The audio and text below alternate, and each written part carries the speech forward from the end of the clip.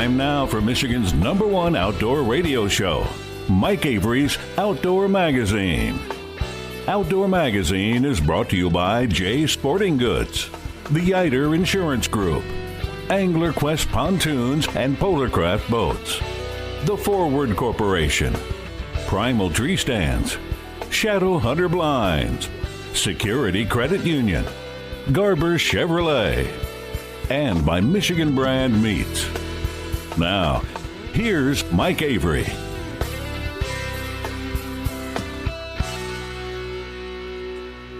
Well, thank you, Ken Hunter, for that introduction, and welcome to another edition of the Outdoor Magazine show right here on the Outdoor Magazine Radio Network. My name is Mike Avery, and so glad to have you along with us as we continue to celebrate the outdoor lifestyle here in the great state of Michigan and occasionally beyond. We talk about hunting and fishing and shooting and trapping and wildlife and conservation issues, some wild game cooking. Occasionally, we get into politics. I don't like that. The only politics we talk about are those that are related to hunting or fishing or shooting or trapping or conservation or wildlife-related issues.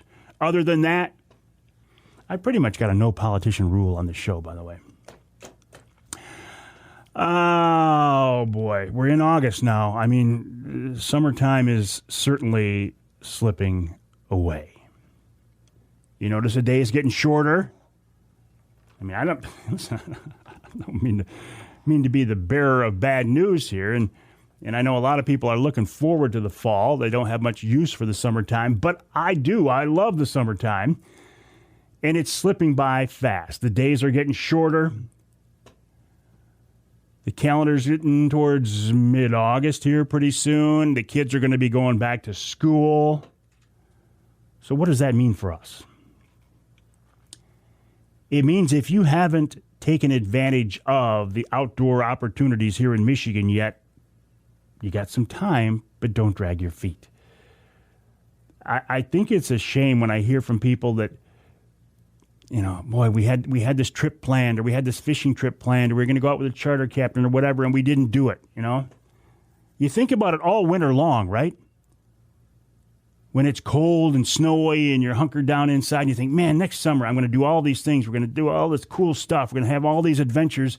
And then sometimes think life gets in the way. And I get that.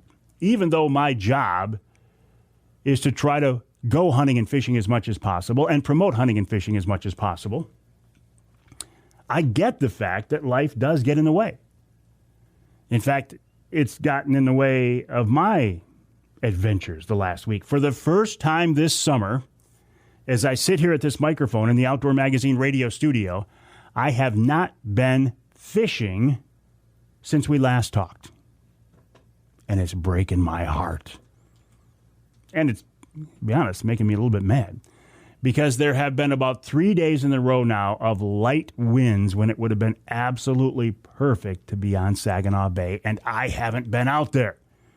Normally, by this time of year, the fishing in my beloved Skinny Water starts to slow down, the water temperature rises, and the fish go out deeper to cooler water. But that fishery is holding up pretty good this year. I think we've had some northeast winds that have blown some cold water in, and I haven't been able to get out and take advantage of it. And it's driving me bonkers. But going back to life getting in the way.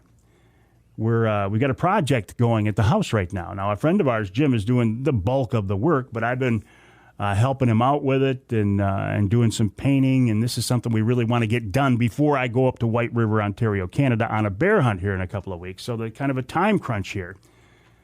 And that's when I haven't been working. I've been working on the house instead of on the water. And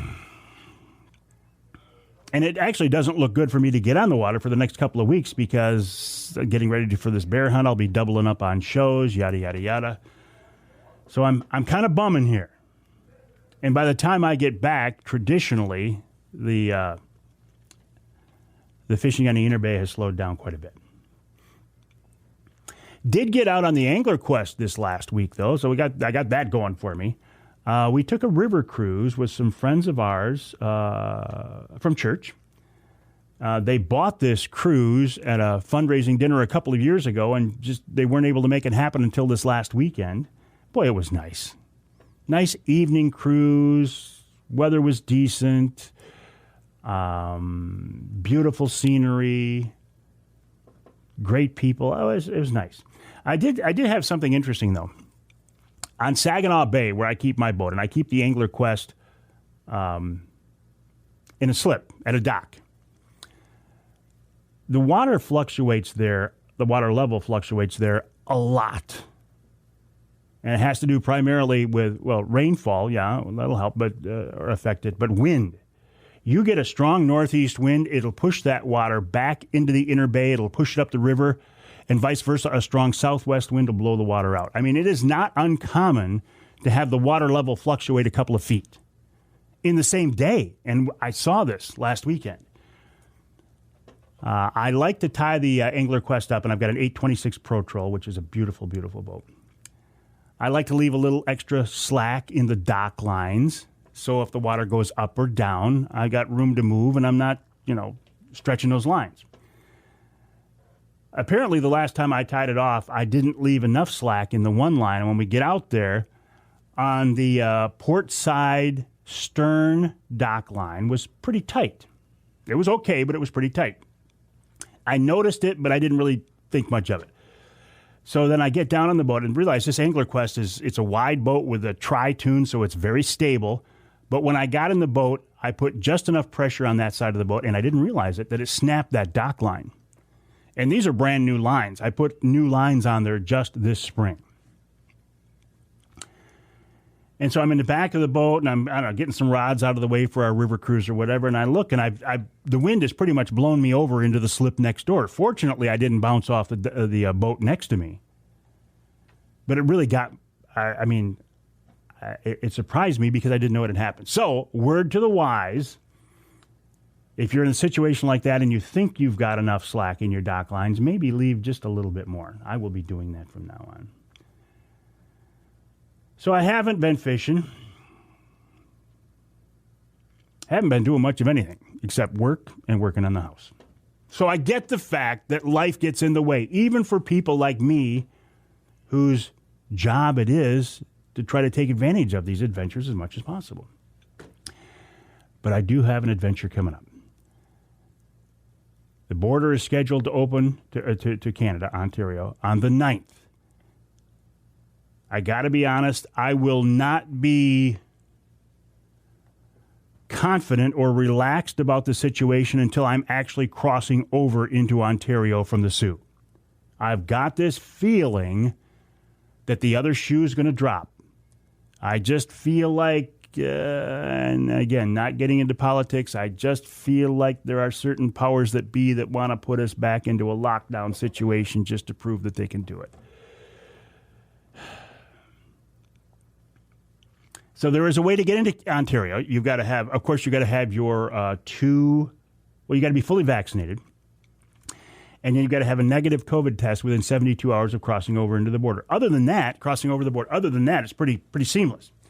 So then I thought, okay, well, what happens? I get into Ontario. I go up to White River. I go on a wonderful bear hunt with the guys up there. I come back to the States. I come back to Michigan. What hoops am I going to have to jump through to get back into Michigan? So I actually checked with the chief of Border Patrol in Port Huron. Now, I realize Port Huron is not the Soo, but I've had dealings with him before. I reached out to him. He said, don't worry about it. All you have to do is show your passport and you can come back in. Excellent. Those bears now haven't been hunted in a year and a half, and they have no berry crop. So it should be interesting. Why is lack of berries a positive sign? Because in years, and this is Michigan too, or Ontario, or anywhere else you're going to be hunting bears, in years where you have a good acorn crop or a good berry crop, the bears are less likely to come into baits. But if there is not a lot of natural food out there, they're going to be more likely to come into the baits. Very excited about that. I have made the decision that on this bear hunt, I will be using a crossbow. If for no other reason than because of the factors I was talking about with work and work around the house, I just am not going to have the time in the next couple of weeks to spend shooting the recurve that I need to feel confident and proficient with it. So, actually, I think this weekend I'm picking up a new dart and crossbow, the 150RD, the Toxin 150RD. And I think that's what I'm going to shoot. There are a lot of great crossbows out there, but I have made my decision whenever possible to work with Michigan-based companies. And so I like the whole Darton concept, so I'm gonna stick with Darton. What I do plan on doing is for the early doe season, going back to my recurve and trying to kill a doe with the recurve. Because that's something I haven't done yet. I've killed a big bear, I've killed a big turkey, I have not killed a deer with a recurve yet, so that's still a goal that's out there. Finally, before I let you go here for the break, 4 promo codes I want to make you available on. Make you aware of. OutdoorPregame.com. OutdoorPregame.com. Use the promo code Mike20. Mike20. Get a big discount on the Wraith 270 see-through ground blind or the new Breeze ground blind. If you go to MichiganBrand.net, use the promo code Mike21 for a discount on all products on the Michigan Brand website. MUCC.org, promo code Mike, all caps, M-I-K-E, for a 25% discount. And VersaSkins is offering a discount if you use the promo code Avery20. That is only until September 1st. We'll take a break here on the Outdoor Magazine Show. When we come back, Bill Hahn of Jay's Sporting Goods joins me to get us ready for the fall hunting season. Then later in the hour, Tom Campbell of Woods-n-Waternews. And lots more coming up in Hour 2 and Hour 3 of Outdoor Magazine.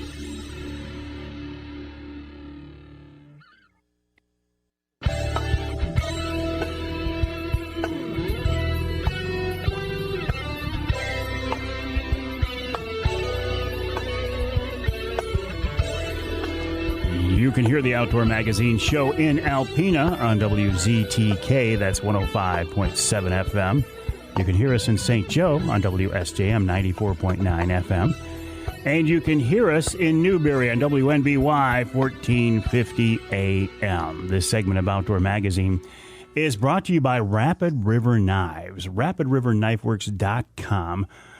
I just got a couple of knives from Rapid River last week, and I got to tell you, they are works of art, but they are functional tools. So I carry this thing with me in my pocket every day. I reach for it several times a day. Quality built in the UP, handmade by craftsmen. You're going to carry a knife anyway, so why not carry a Michigan-made work of art from Rapid River, rapidriverknifeworks.com. By the way, you can buy these online at rapidriverknifeworks.com. You can go to their showroom in Rapid River in the UP. It's a beautiful, beautiful showroom. And you can buy them at retailers across the state, including Jay's Sporting Goods, jaysportinggoods.com. They carry them in their Clare store, and I think Gaylord as well. But check out the website, rapidriverknifeworks.com, rapidriverknifeworks.com. The reason I mentioned Jay's, several reasons. I mean, I work with these folks very closely for years. They're celebrating their 50th anniversary this year. Some big celebrations coming up. In fact, we'll be doing a Wednesday night live from their Clare store on September 8th as part of the celebration. Lots more coming up, too.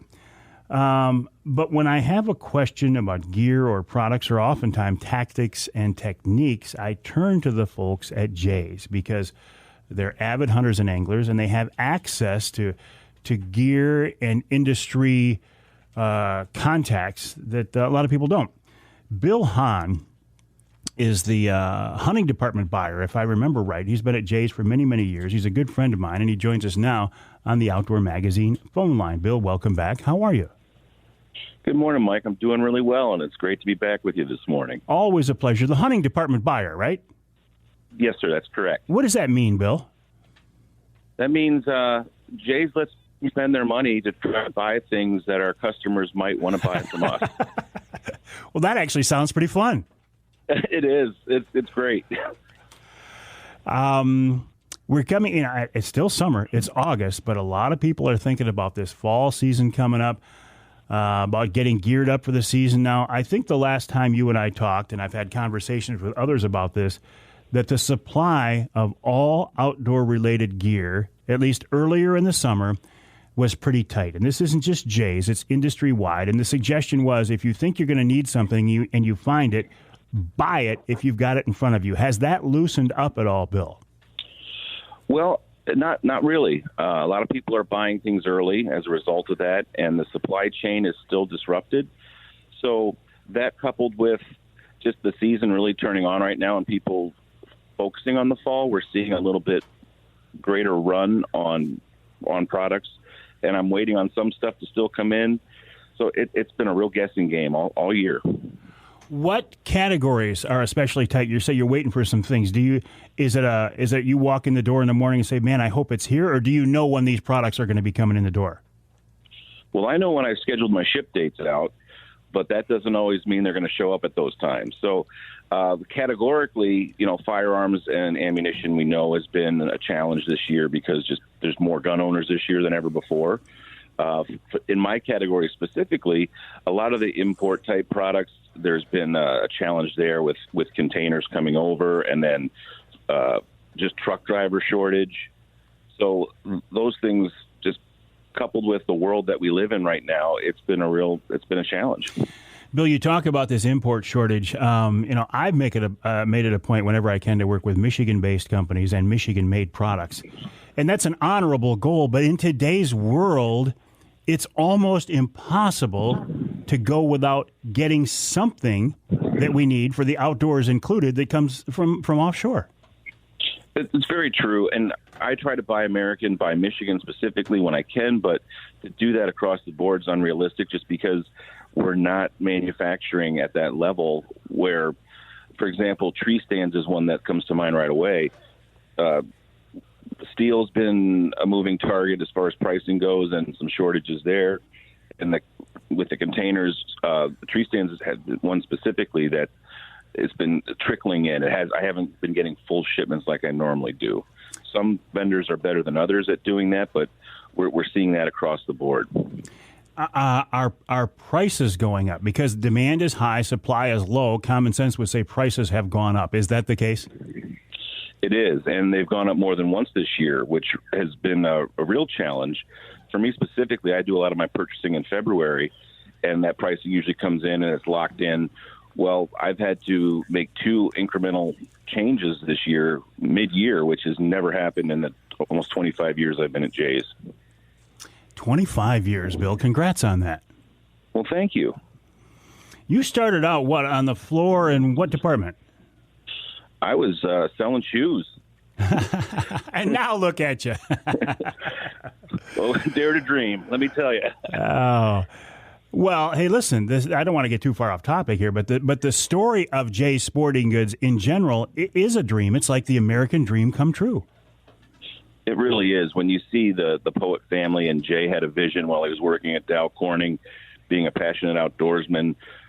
Back then, he sold guns out of the trunk of his car to start. Then it wound up, the story goes out of his garage, and then a pole barn building, and now 200,000 square foot buildings here. That it's a miracle success story. It really is. Yeah, it's wonderful. Let's talk about some products, some gear. As we gear up for this fall hunting season, what are you seeing right now that's hot? What are you seeing that's got your attention?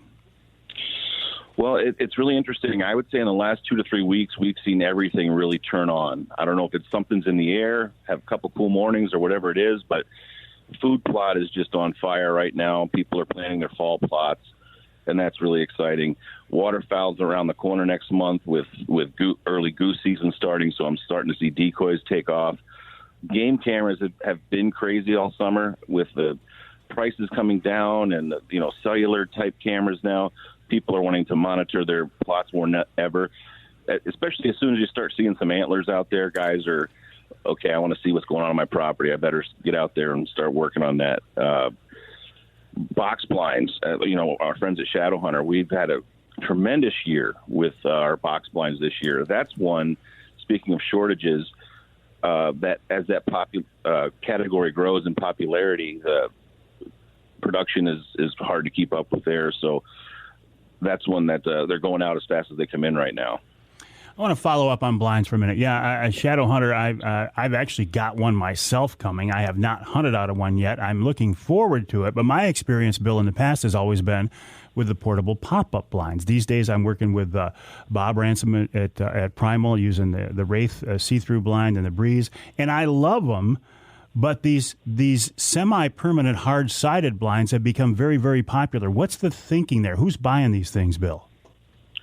Well, I think at first the price point dictated a certain customer because the budget was needed to be a little bit higher to acquire those blinds. It was limited, but anymore people are saving up for these, and I'm seeing people of all walks of life investing. This is an investment for people. They're going to be able to hunt out of these things 15, 20 years, if not more. And as people want to take their child or grandson, girlfriend, wife with them hunting, you can hunt in these things and be comfortable and be out there all day. And I guarantee you, Mike, when you get yours set up, you're going to be hooked because they're just that it's a game changer as far as the comfort level and just really being able to stay out there longer. Yeah, that's what I've been thinking too. And you buy these portable pop-ups, which again I love. I use them all the time. But $200-$300 a pop, you get a few years out of them. Pretty soon that adds up to the price of one of these hard-sided. I'm thinking the shadow hunter blinds right now that's going to last you, like you say, 15, 20 years. Absolutely. So when you look at it that way, it's really not that big of an investment. You mentioned food plots. Now, what is Jay's involvement in food plots? Do you sell seed? Do you sell the food plot equipment? What are you guys doing? Primarily, we've always carried a really good selection of seed, but the last couple of years we have expanded that. We have some implements that can be purchased to work with your ATV or small compact tractor. That's been very popular this year. We're also carrying a product called Food Plot Do, which is from the folks at Morgan Composting. If you've ever heard the product called Dairy Do, this is another product they have that's specifically formulated for food plots. So those things primarily is what we're carrying, and more and more people are, again, these people that are buying their permanent blinds, they're investing in their property, they're wanting to develop and manage and maintain and create habitat on their property. So whitetail hunting is a year-round prospect for most people anymore. Well, and along that line, you mentioned trail cameras. They've come so far. The prices have come down. And for the serious, hardcore whitetail hunter who wants to keep an eye on the herd year-round, those cameras are the best tool out there, I think. It really is. You're able to monitor your property 24/7, where before it was, well, I didn't see any deer out there while I was there. Now you're getting notifications in the middle of the night that, oh, man, one just came through where I want to be, so I'm going to move my setup because I see where that deer is actually coming from now. So it's definitely a tool that has given hunters more advantage. Are the cell cameras the way to go these days? Boy, I'm really believing that anymore because now all these camera companies are brokering data, so the prices come way down because the amount of people that are subscribing to their data network. And for a very nominal fee that you can actually turn on and off and only use it the months that you really want it now, I really see the advantage to that, to being able to monitor your property, all the time. What trail cameras do you like? What do you recommend? Oh, boy. I don't want to... I know, I put you on the spot. I apologize. That's okay. The stealth cameras have come a long, long way. They're leading the way as far as the technology and the processors they're using. Browning trail cams are excellent. Spy Point. There's a new concept for running multiple cameras with one data plan, which is very cost effective and advantageous. And the people that are doing that are the people that non-typical in their Cuddy Link line of cameras. And also Covert has come out with a line of cameras with their LoRa system, which is low range something. I can't remember the acronym, but that also allows you to run multiple cameras reporting back to one single cellular hub.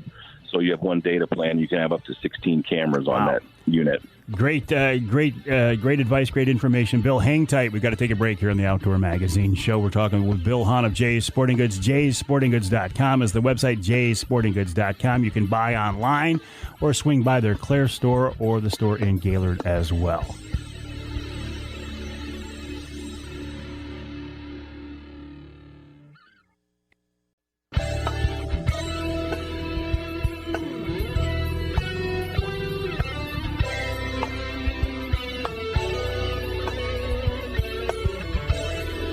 You can hear the Outdoor Magazine show in Battle Creek on WBCK. That's 95.3 FM. You can hear us in Lansing on WILS 1320 AM.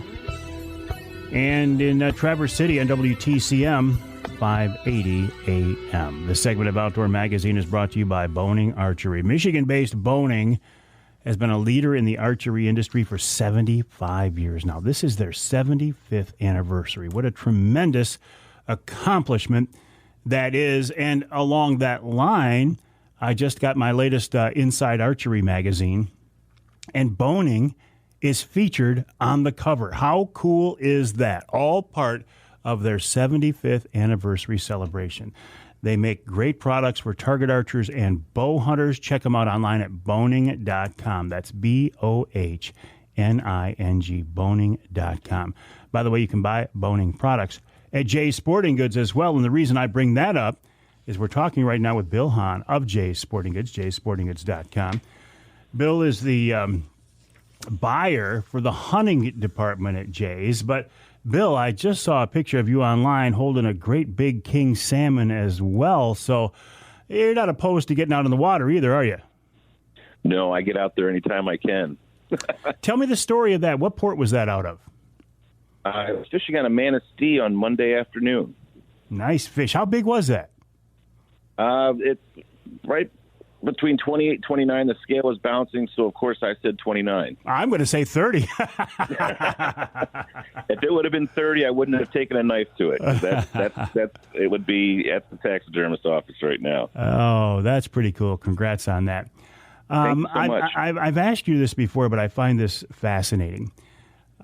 Your job in a lot of ways is a dream job. You work in the hunting industry. You work at Jay's. You get access to all these national industry leaders. But the pressure that's on you, I mean, if you make the wrong call, you either don't have product for people coming in the door asking for it, or you buy something that's a dud.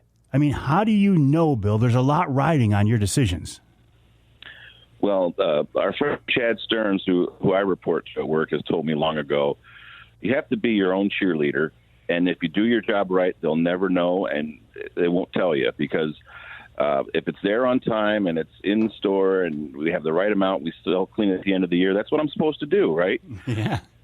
But they always remember the ones that one's on the shelf still, or, well, we got too much of that, or we didn't get it on time, so... you have to have some thick skin I've developed over the years. Well, so the job is hard enough as it is, but then you throw in COVID and everything changes. It's been a learning curve. We with no trade shows this year, we did everything remotely and from home, and not being able to touch and feel and see products in person. That was a challenge.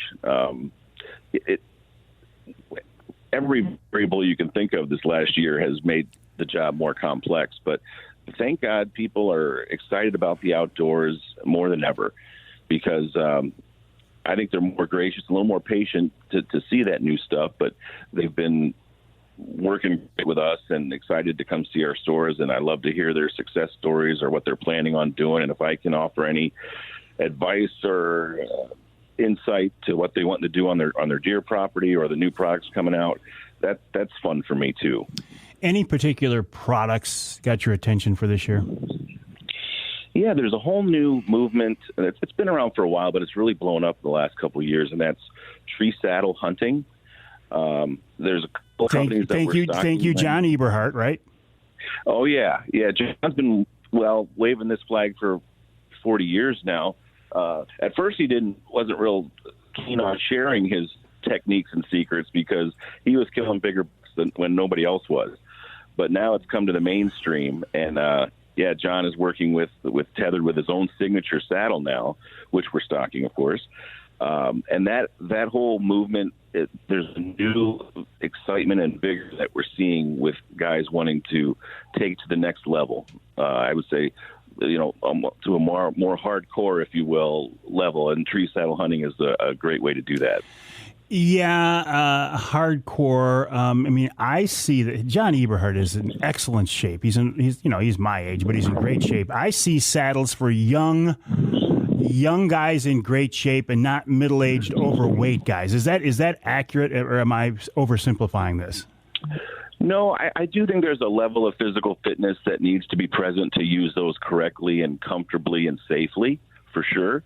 But these are made really well, and I think if you're careful and cautious and you are in some degree of good shape, more people can use them than think they can, I believe. Gotcha.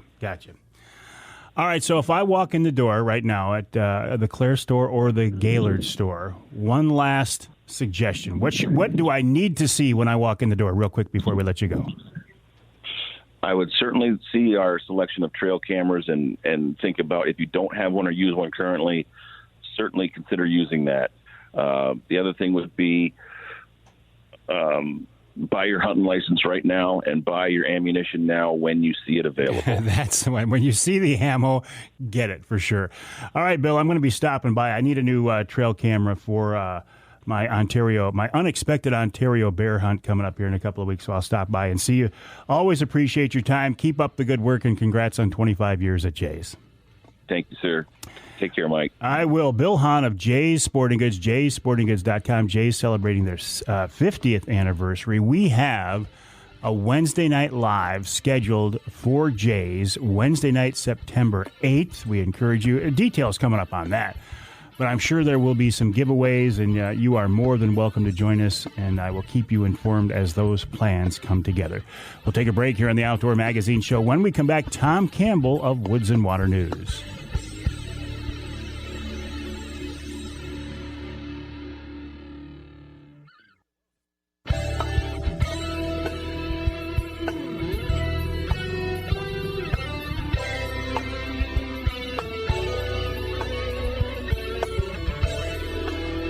You can hear the Outdoor Magazine Show in Caro on two stations, WKYO 1360 AM and 92.1 FM WIDL.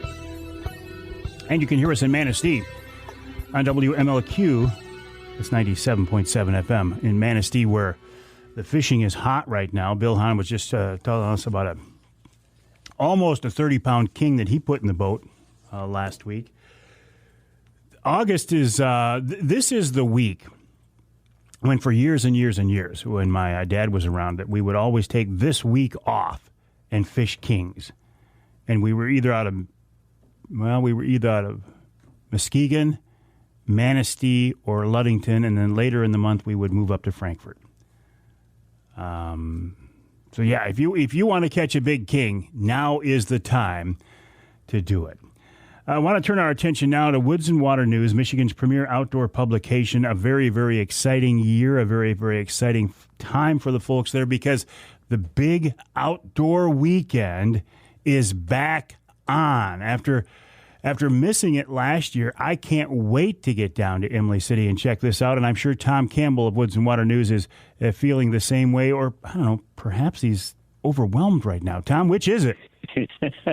Well, a little bit of both, Mike, for sure. We are so excited that it's back on, and yes, it is certainly overwhelming, and the constant flow of information from what's going on out there with the pandemic. Still, it's a challenge, that's for sure. But we're so excited, like you said, and we can't wait until September 10th, 11th, and 12th, and we're planning on a great show. We've got some great entertainment back. A lot of people are coming back, and vendors are back, and also we just need some nice weather, and it'll be really a terrific weekend. Hey, listen, don't even worry about the weather. The weather can't stop it this year. People are going to stand in line in a pouring rain. We're not going to care this year, Tom. You got it, Mike. That's right. We sure do hope so.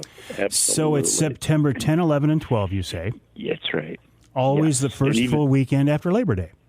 You got it, Mike. Yep. And for the first time this year, the one big change is we're going to open earlier on Friday, try to spread our crowd out a little bit. So we're going to open at 3 o'clock, so a couple hours earlier than the last 35 years. So that's a little bit of a change. And but other than that, pretty much, it's going to be standard affair. It's like I said before, we got so many of the same vendors. There seems to be an exciting interest in puppies this year too. So our puppy area should be fantastically exciting and popular with everybody coming to the outdoor weekend for sure. And of course, the air dogs. I don't get the appeal, but I know they're huge. People love them. You and me both, Mike. Every time we walk by, well, let's go check out the air dogs, and there's always a crowd. And you find yourself always standing there watching in amazement at some of these well-trained dogs. But absolutely, yeah, they're coming back, and they always draw a crowd and always bring some good people. And Byron Ferguson's coming back, one of the greatest traditional archery shooters we've seen in our generation for sure. And he'll always entertain a crowd with humor and expertise. That's, fantastic the way he can handle that traditional bow of his, and along with his lovely wife Wanda, will help him out. And Mike, hard to believe, but Country Smokehouse, Steve Francis and family will be back again, and they're going to be putting on their field dressing demonstration and talk a little bit about carrying your meat, caring for it after the hunt, after the harvest, and talk a little bit about everything about handling it, and put on a demonstration of actually field dressing a deer. And I know we've been doing it for 30-some years, but you still are, much like the dogs, you're memorized by, number one, his skill at doing it, for one. But, it's just something you've always done, but you still watch it, and you pick up tips every time I watch it. So it's pretty cool. Speakers, I'm sure, seminars. Yeah, absolutely. Of course, we've got Tony LaPratte headlining us this year. Of course, Tony with his ultimate land management philosophy, and he's always entertaining, loaded with information and excitement and enthusiasm. He'll get you pumped up for the deer season for sure. Who else? What are big names? Fishing, hunting, shooting? We've got another great, to change the subject a little bit, a new event for us this year is people, show growers can come, and we have a axe throwing display. and we will have some tips on how to throw axe, make sure we pronounce that correctly, and it'll teach you how to throw it, and you can step up and give your chance. So it's a little unique, a little special, and we'll see how well you can throw your axe and score at the axe throwing competition this year. That has become huge. But what I wonder, and this always makes me nervous when I see this combination, can you actually throw an axe without drinking a beer? I've never seen it happen anywhere that you couldn't, but I'm thinking you combine these two things, right. Throwing an axe and drinking beer, just to me is like, I don't know about that. They seem to go together. You're exactly right. The same as cooking chili, right? Can you cook chili without drinking beer? I don't know. This year, Mike, and that's right in the beer tent, so you're all set there. Absolutely. All right, so it's September 10, 11, 12 at the in Imlay City. Tickets are not needed ahead of time. You can get them you can just walk up and get your tickets then. Exactly right. Same price we've had for the last 5 years, Mike, $10 a person, 12 and under are free. We let the kids in, and so, yep, come prepared to have fun. Well, we will do that. More details at Woods-n-Waternews website, woods-n-waternews.com. We'll take a break for the top of the hour. When we come back in hour number 2, we're talking about jigging up some kings, and we'll talk about grayling and how to keep your knife sharp in hour 2 of this week's Outdoor Magazine.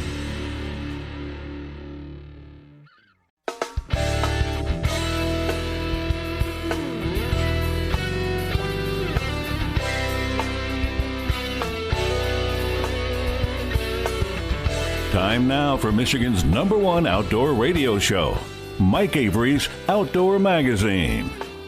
Outdoor Magazine is brought to you by Jay Sporting Goods, the Yider Insurance Group, Angler Quest Pontoons and Polarcraft Boats, The Forward Corporation, Primal Tree Stands, Shadow Hunter Blinds, Security Credit Union, Garber Chevrolet, and by Michigan Brand Meats.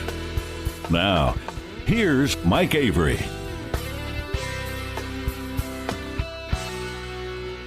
Indeed, this is the big guy, Mike Avery, and welcome to hour number 2 of this week's Outdoor Magazine radio show right here on the Outdoor Magazine Radio Network. So glad to have you along with us as we talk about hunting and fishing and shooting and trapping and wildlife issues and conservation issues and some wild game cooking and just all things fun.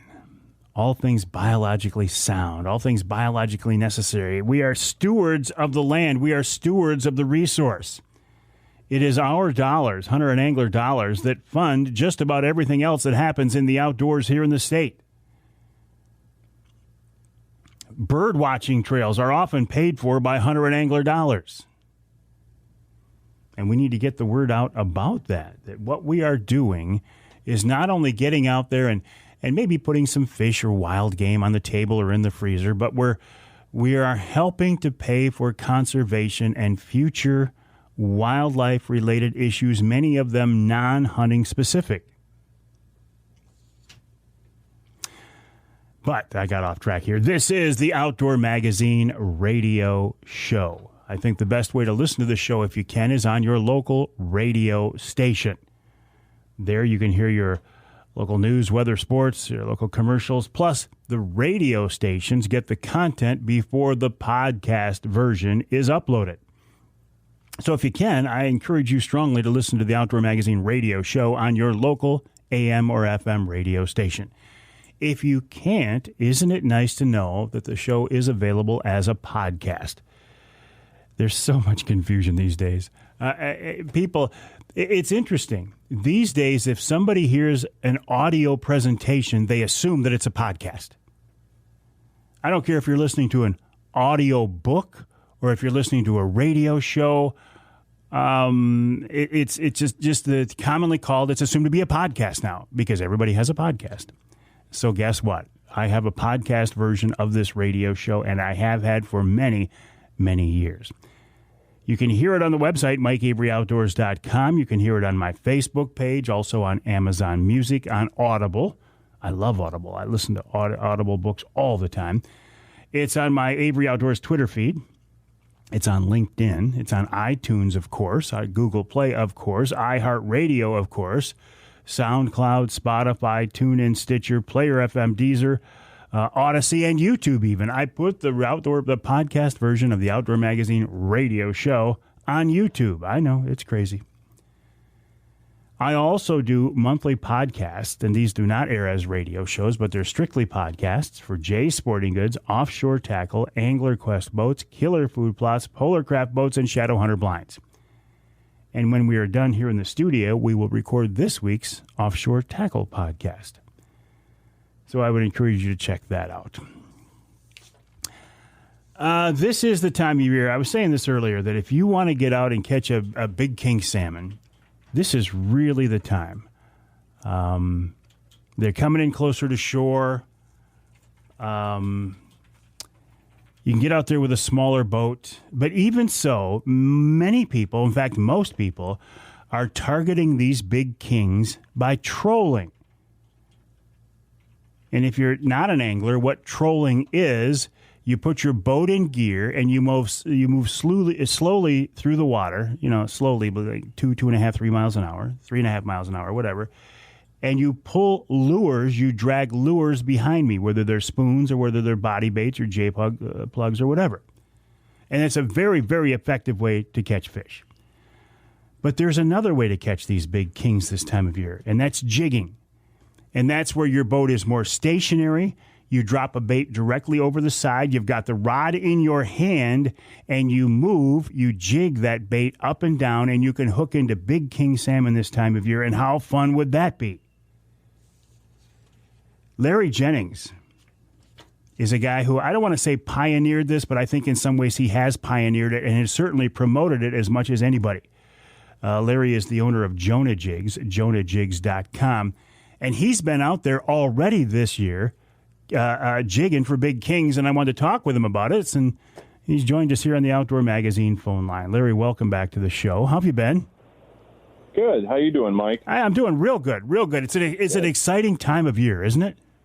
It is. I was just thinking, just yesterday, I was taking a little bit of a drive and riding in the truck, late summer, you know what I mean? Windows down, it's kind of cooling off just a little bit. We got hot days, but cooler nights. And, man, it's my favorite time of year. August, September is like my favorite months. Well, when I talk, absolutely, and especially if you're a salmon fisherman, and when I talked to you the other day on the phone, Larry, I'm like, boy, is it too early to be talking about this? And you said, no, not at all. It's time to be talking about it now. Tell me more.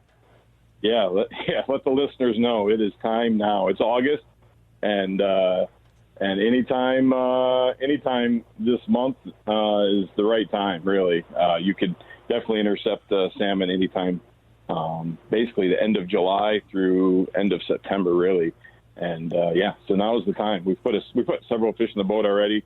I think I was one of the first people in the state this year. It took me less than 2 minutes to hook my first fish of the year. So that was a couple weeks ago.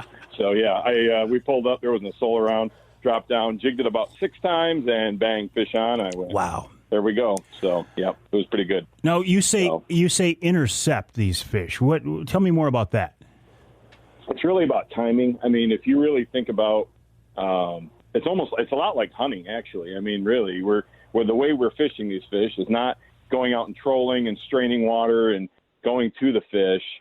A lot of times for specifically king salmon that are coming into these harbors this time of year and, nosing in, coming into these, concentrating, this time of year, anytime we get a wind, temperature shift or whatever, but we're setting up in spots where it's kind of like setting up a deer blind. If you're a hunter, understand that setting up a deer blind where deer are going to move through at a certain time and you want to be on stand. That's really what we're doing. Same thing with these kings. And so jigging, obviously we're not moving. We're staying pretty stationary. We move around, obviously, but really when we're fishing, we're kind of staying in one spot and intercepting these fish as they come through. And so timing is everything. It's kind of like being on stand when the big buck comes through. You want to be there before they get there, and you want to be ready. And it's exactly the same concept with these kings. You just used a term I've never heard before, but I find extremely descriptive, and that's straining the water in relationship to trolling. Larry, that's a wonderful description. It's perfect. Thanks. I trolled for many, many, many, many years, and so I still do it once in a while just for fun. People get scandalized when they see me trolling nowadays because I'm known as the jig guy, so.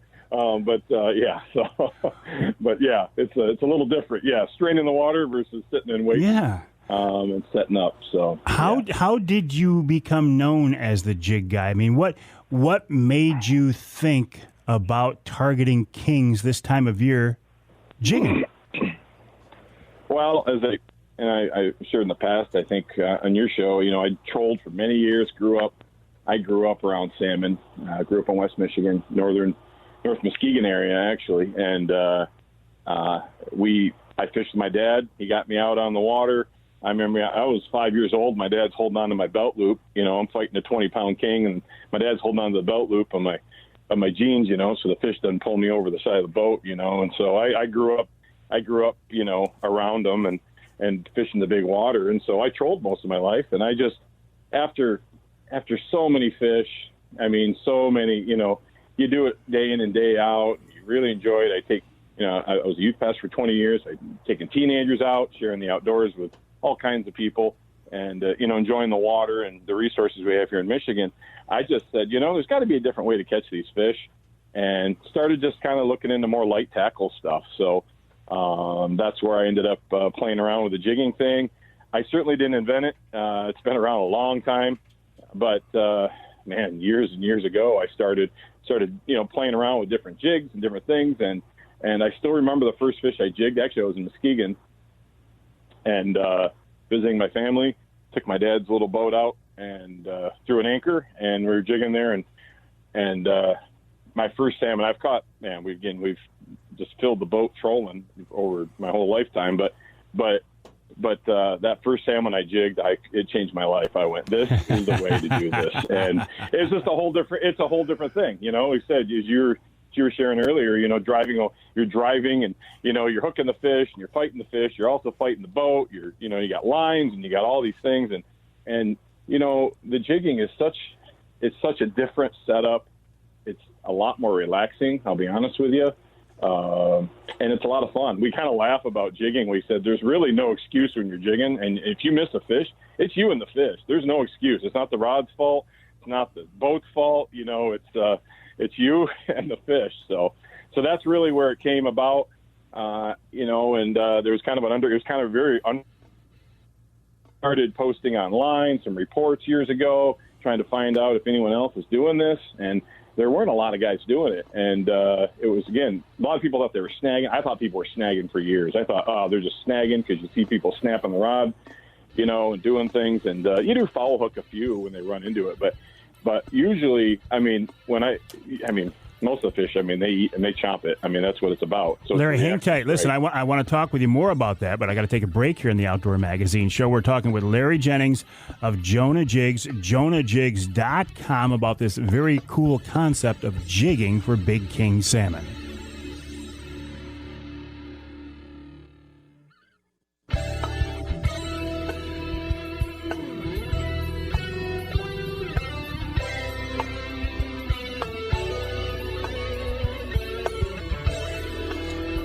You can hear the Outdoor Magazine show in Sheboygan on Big Country Gold, WCBY, AM and FM, 1240 AM, 100.7 FM. And you can hear us in Holland on 98.5 WUPS, a blowtorch station. Very, very powerful. Glad to be on the air with those folks. This segment of Outdoor Magazine is brought to you by MUCC's On the Ground program. OTG is a program to improve habitat for fish and wildlife across the state. For details, check out the Michigan United Conservation Club's website. That's MUCC.org, MUCC.org. And if you want to join MUCC like I have done and support their efforts, now you don't have to necessarily agree with everything MUCC does. I don't. I think it would be kind of odd if you did agree with everything. But overall, I think they're doing a great job in promoting and supporting and defending conservation in hunting and fishing in Michigan. So I joined the organization several years ago. I continue to keep my membership active. And you can do that and save 25% by going to that website, MUCC.org, MUCC.org, and use the promo code MIKE, all caps, MIKE, to save 25%. This is on a new membership or your renewal. MUCC.org, promo code MIKE, MIKE, all caps. While you are online, I would encourage you to head over to this website, JonahJigs.com, JONAH, JonahJigs.com. The website for Larry Jennings and his Jonah Jigs company. Larry is a guy, and he'll tell you he didn't come up with jigging for kings, but he has certainly done as much as anybody in the state to fine-tune the technique and to promote it. And he's with me now on the Outdoor Magazine phone line. Larry, you talked about equipment and gear earlier. You said you can go to a lighter tackle when you're jigging, but man, when you're looking at a 20, 25-pound fish, you can't go too light, can you?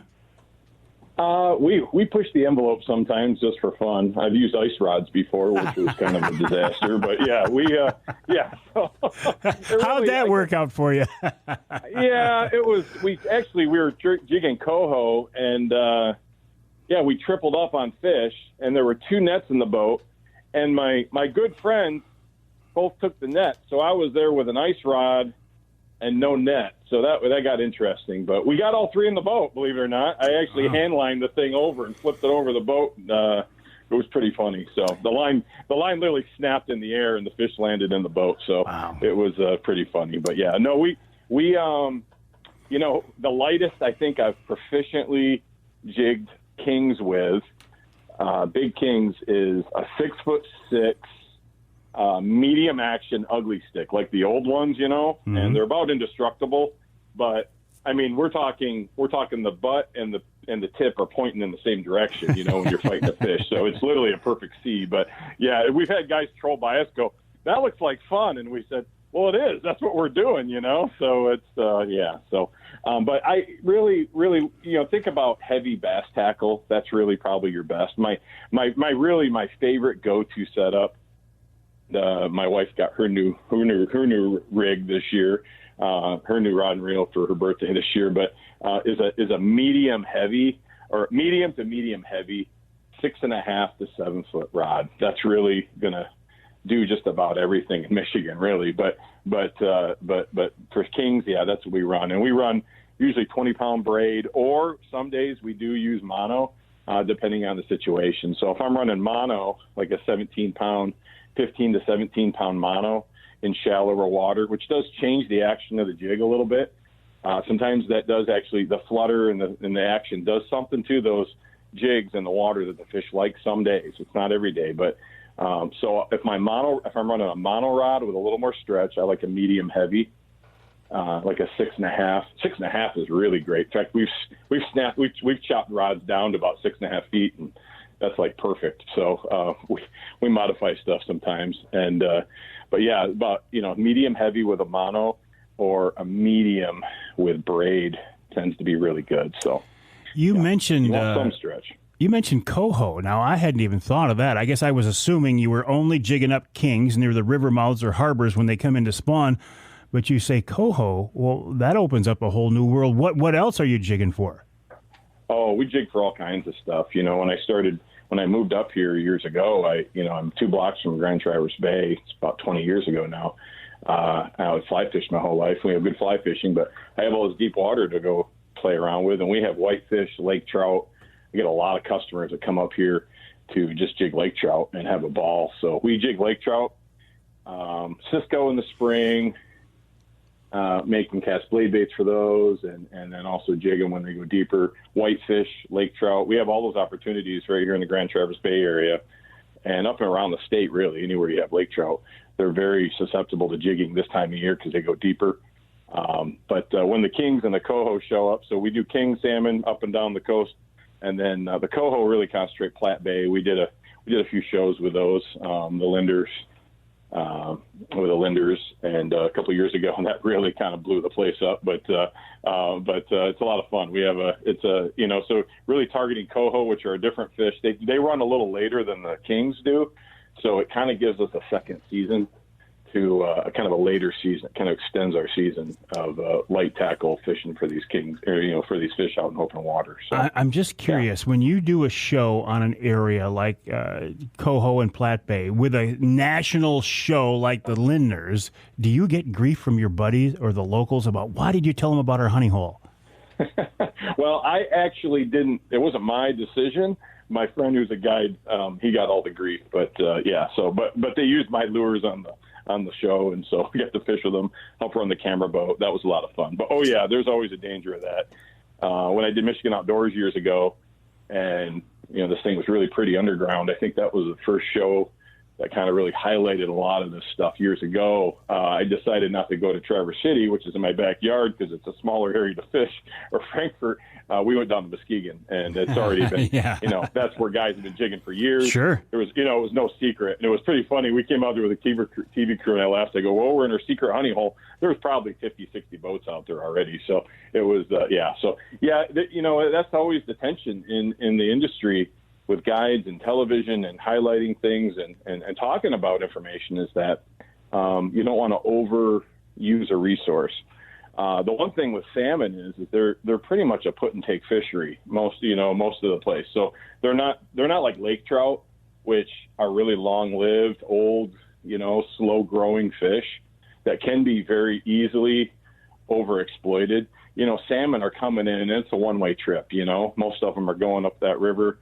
A lot of our rivers in Michigan are, pretty much have no natural or very little natural reproduction. So most of those are stocked fish anyway. So putting pressure on a fishery and stuff, it's a lot of the resources can handle it. But it's a dance that we do. But that hit the internet when that went online, and people were like, well, you guys are doing this. And so it does get busy out there now, but it's fun. And you know what? It's not easy every day either. So, it's I still encourage you, your listeners, if you want to really dial in and make your time worthwhile on the water, especially a new place, for coho or kings, I would definitely, seek out a good guide. Sportfish Michigan guys are really great, and they really specialize in vertical jigging and light tackle type of opportunities.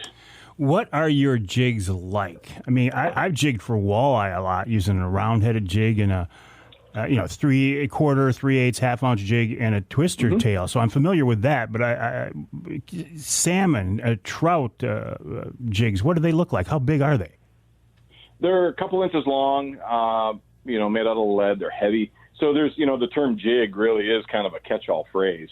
And what we make are a vertical jigging spoon, I guess, if you call it, So it's, but they're heavy. They're lead spoons.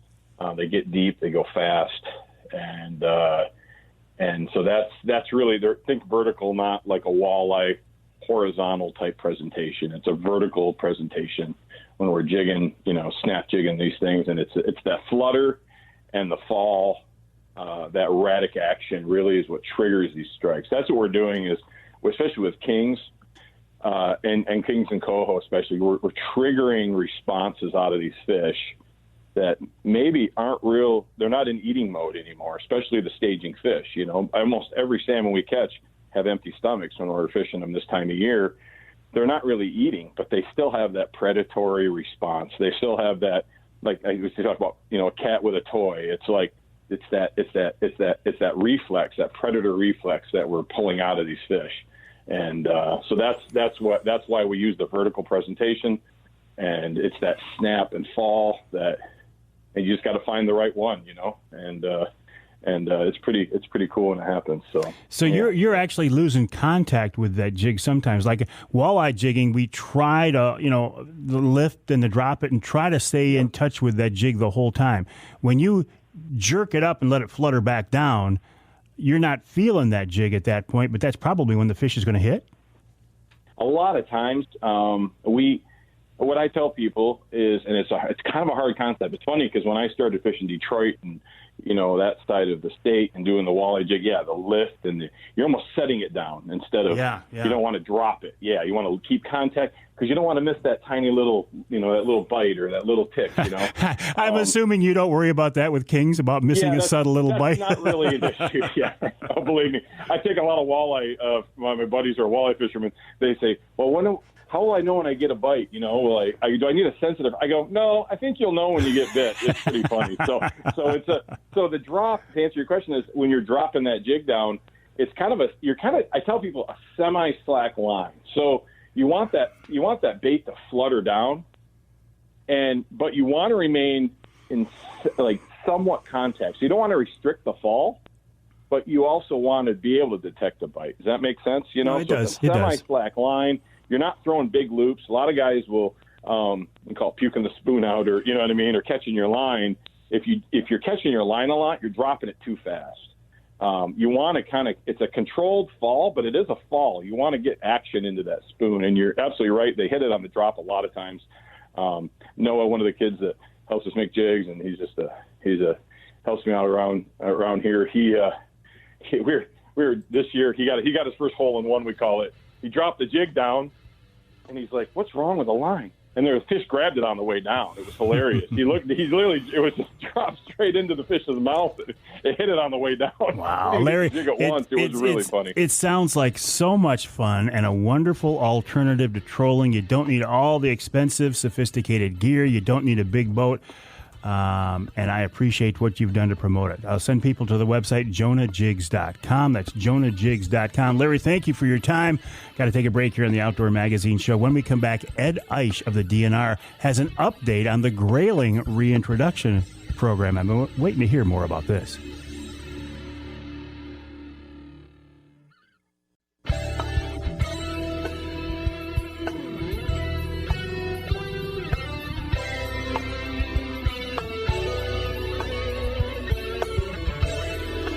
Welcome back to Outdoor Magazine. My name's Mike Avery. Glad to have you along with us. You can hear the show in Flint on Sports Extra, 1330 WTRX, and in Houghton Lake on the Twister, 92.1 WTWS. Just two of our affiliate stations across the great state of Michigan. You know, one topic that I get a lot of questions on, and I have some interest in it myself, is the concept of the reintroduction of grayling here in Michigan. I've never seen a grayling. I've seen pictures of them. I've seen video of them.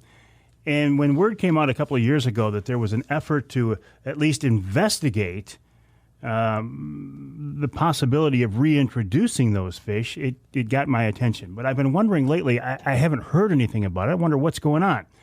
Well, Ed Eisch is a guy who knows. He's with the Fisheries Division of the DNR, and he's with us now on the Outdoor Magazine phone line. Ed, welcome back. How are you?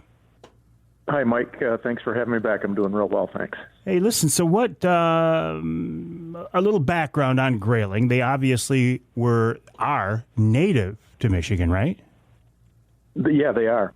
They were the dominant salmonid species in cold water streams in the northern lower peninsula prior to their extirpation from Michigan. So they're technically in the salmon family. They're not a trout? Well, they're in the Salmonidae family, so that includes both trout and salmon. Okay, so, and what happened to make them go away, to wipe them out? Well, there was a kind of a cluster of things that led to their demise in Michigan. There was introduction of non-native species that created some competition and some predation, that mostly being brown trout were the ones that caused the most trouble for them. But the bigger issues were related to some of the logging practices of the day. That's when they were present in big numbers in Michigan. That's back when the major logging efforts were taking place across the state, and there was a lot of environmental damage that was done at that time from the logging practices of the day. They were cutting right up to the edges of streams. They were floating large rafts of logs downstream. They even went so far as to straighten some stream channels to make it easier to float the logs down to the mills. And that was very destructive to grayling habitat. And I should say, too, that the practices of the logging industry now are far, far better from an environmental standpoint than what they were back then. And then the other factor that led to their demise was overfishing. They were largely unregulated in how they were fished by, I'll call them market fishers. They're essentially hook and line commercial fishers that came from Chicago and Detroit and took back barrels full of fish to sell in fish markets. Well, and I've heard similar stories on many different species of fish and wildlife. The mentality back then was different than what it is now. These days, I think we're more resource conscious. We want to be stewards of the resource. And along that line, what's happening with the reintroduction of the grayling, Ed? Sure. So the program is actually moving along quite well right now. We've got some research going on at Michigan State University. Nicole Watson is a PhD student that's looking into the potential for competition with and predation by both brook trout and brown trout. She's in, I believe, her third year of that research, so we should see results from that in the not too distant future. And we are into our second year of developing future broodstock for our program.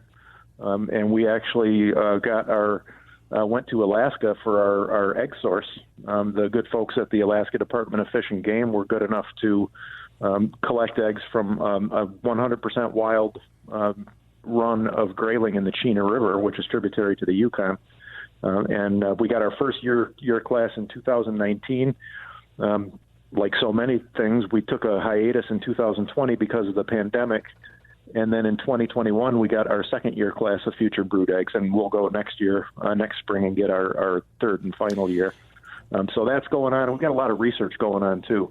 There's a lot of different entities that are out and doing habitat analysis in the streams that are currently being considered for reintroduction. Well, and my next question was, where will we see these fish put? And I guess, when will this happen? Are we getting close? Good questions. We're not super close yet. You really need to think about this as much more of a marathon than a sprint. We need to get our fish up to, our brood fish need to reach sexual maturity before we can take eggs from them. So that's probably going to be 2024, 2025, sometime in that time range. And what we need to do is we need to cross 1 year class of females with the next year class of males so that we don't run the risk of crossing siblings. So from a genetic standpoint, that's a must-do thing. So that puts it off a little bit. And the streams that are being considered right now, we haven't identified specifically or certainly where they're going to go yet. But the streams being considered are the kind of the middle and upper stretches of the Manistee River, the Jordan River, Boardman River, West Branch of the Maple River in Emmett County, and the Au Sable was recently nominated by some local folks there for consideration as well. Ed, I think this is very exciting. It's cool to know that it looks like this is indeed going to happen. And listen, I'll stay in touch with you, and we can let folks know what's going on. Appreciate your time, Ed. All right, thanks. I appreciate your having me on, Mike. Ed Eisch of the Fisheries Division of the DNR, michigan.gov/DNR, michigan.gov/DNR. When we come back, we'll wrap up this second hour of this week's show with the Ask Avery segment. And the question is, how do you get a good edge on your knife, and how do you keep it sharp? Well, nobody knows the answer to that better, in my opinion, than the folks at Rapid River Knife Works, and we will check in with them after the break right here on Outdoor Magazine.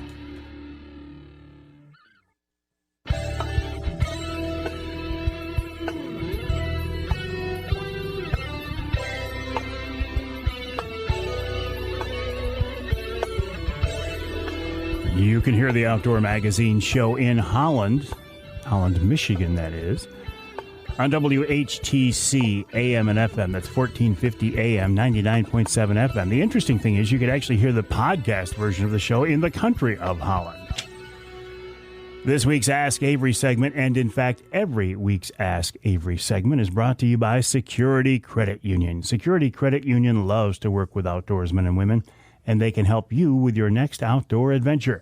Check them out online at securitycu.org. That's securitycu.org. The way the Ask Avery segment works is you can send me a question, and I think the best way to do it is through email, mike@mikeaveryoutdoors.com, but you can hit me up on any of the social media messaging platforms. That gets a little bit confusing, though, because there are so many of them out there these days. So I prefer an email to mike@mikeaveryoutdoors.com. And you can ask me a question directly, or you can submit a question that you want me to ask of someone else. And that's what Sean Hodges did this week. Sean sent me an email to mike@mikeaveryoutdoors.com. He says, "Hi, Mike." He says, "I listen every week to the show, and I watch your Wednesday night live programs, and I enjoy them. I've been listening for years and remember watching you on WNEM TV5 when I was a young man." Talk about making me feel old, Sean. "I wonder if for a show segment we could hear from Chris Dersen on the proper way to sharpen and maintain our fishing and hunting knives." Thank you, Sean. I appreciate that. Thank you also for the nice comments.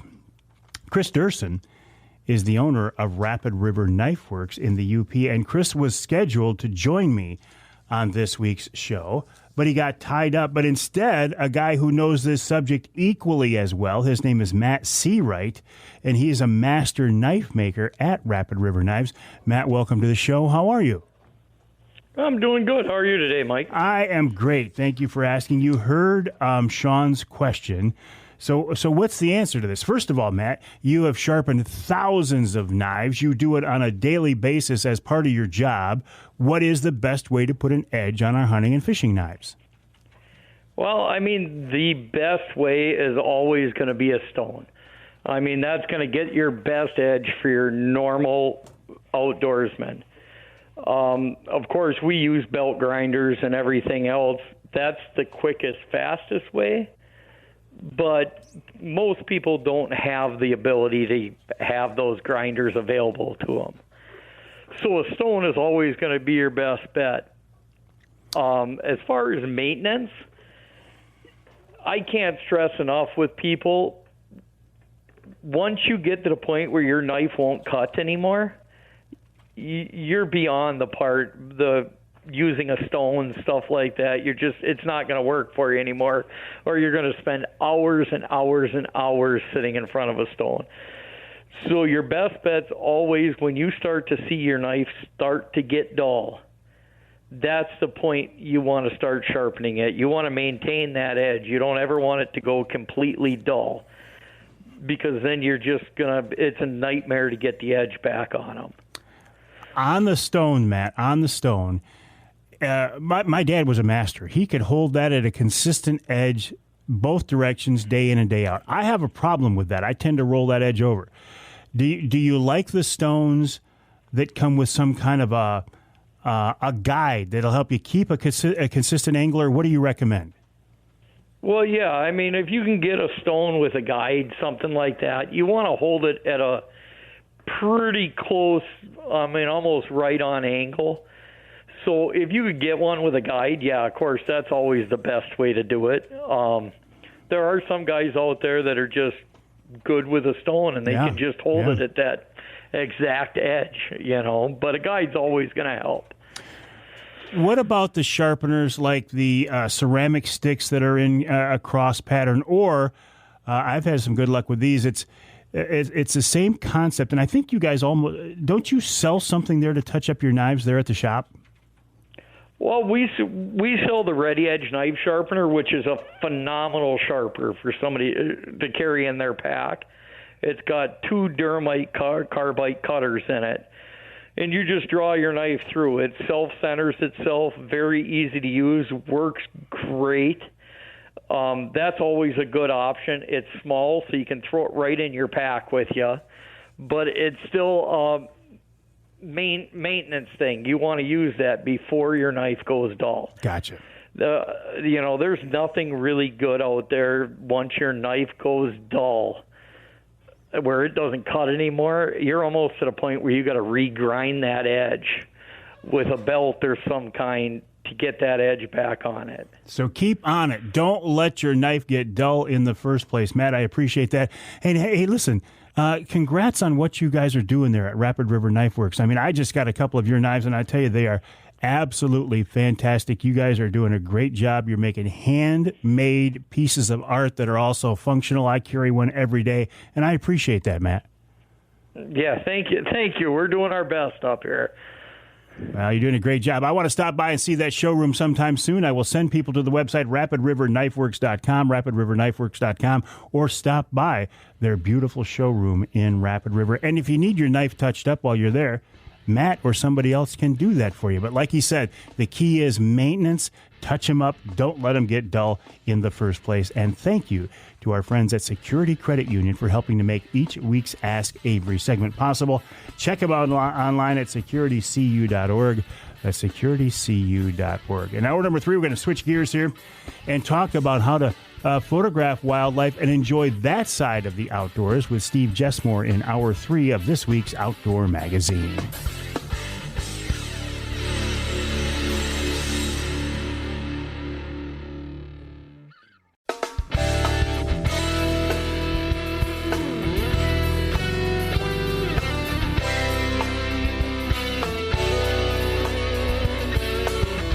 Time now for Michigan's #1 outdoor radio show, Mike Avery's Outdoor Magazine.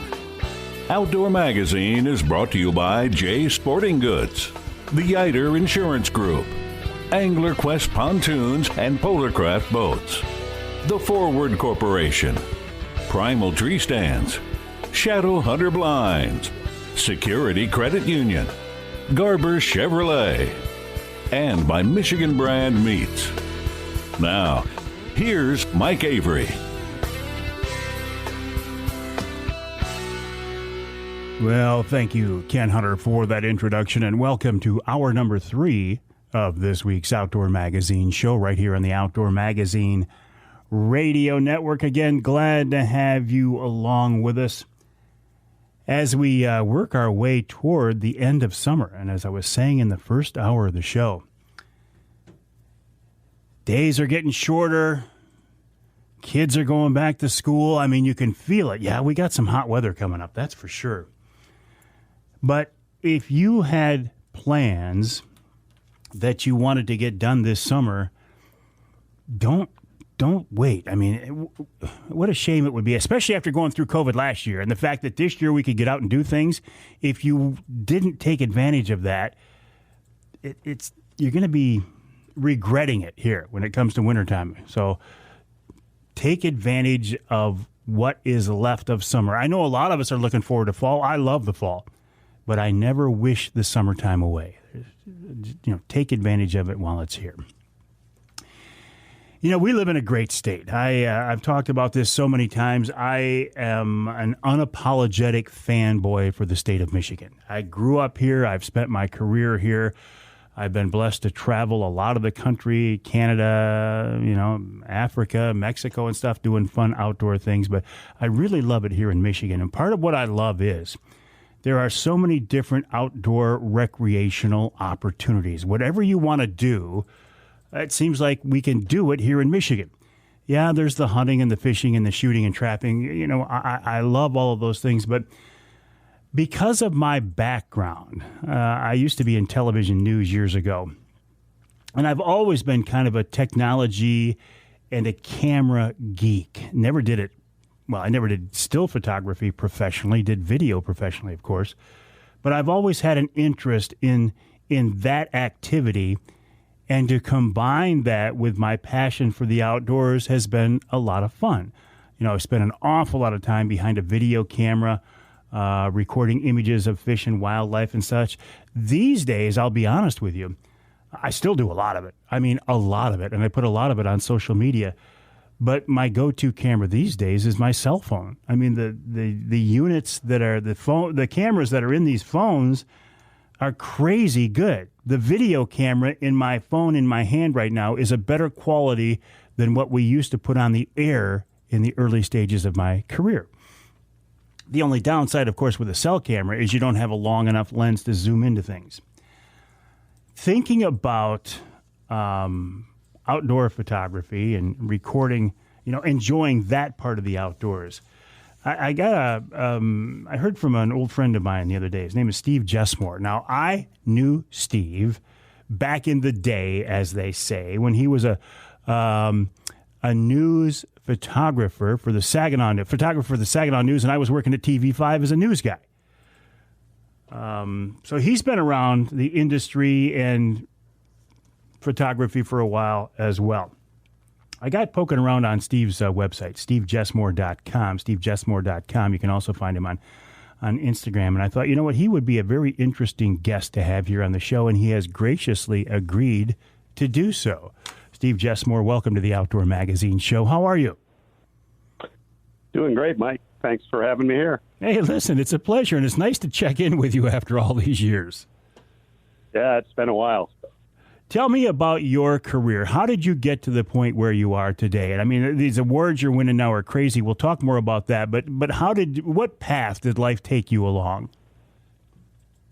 Wow. I started out in high school actually shooting concert pictures for the Saginaw News. Shot over 100 before I got out of high school. I went into college in pre-med or pre-den or pre-something. I didn't know what, but ended up falling into photojournalism and worked as a photojournalist mostly in Saginaw and Flint for 30 years or so. 30 years. And I ended up actually in 2008, I went down to Myrtle Beach and I stayed there for about 6 years. I was photo editor at the Sun News in Myrtle Beach. And then I got recruited to come back and I went to my alma mater, Central Michigan University, and I was their sole photographer for another 6 years. And then in 2018, I got remarried, moved over to Grand Rapids, and began freelancing at that point. I shoot mostly higher education, colleges, universities, for websites, brochures, whatever they need. And that's primarily what I do day in and day out now. But I can see part of your passion is the wildlife stuff. And you recently, what'd you do? You swept the Audubon Society Awards or something like that? Yeah, in 2020, like everybody else, our schedules kind of got messed up, and most of my freelance work got canceled March 8th. My phone just rang off the hook, and kind of wallowed for a while, and I didn't know what I was going to do. And in July, I bought a kayak.